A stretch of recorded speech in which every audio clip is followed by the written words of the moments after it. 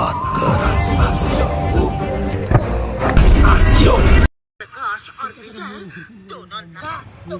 আমার বন্ধু যখন বলল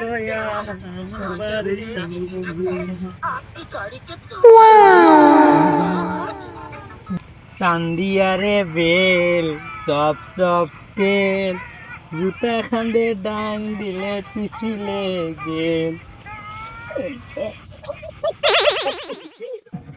এই তোমরা মোর সুয়াক ইদার টেবিল আছেন রে আওয়াজ থাকিলে এ মুখ টেবিল আও কি হয়েছে রে তোর টেবিলে তুই কি করবে আজ হ্যাঁ যা তো কোনো টেবিল बेटे को हाथ लगाने से पहले बाप से बात कर।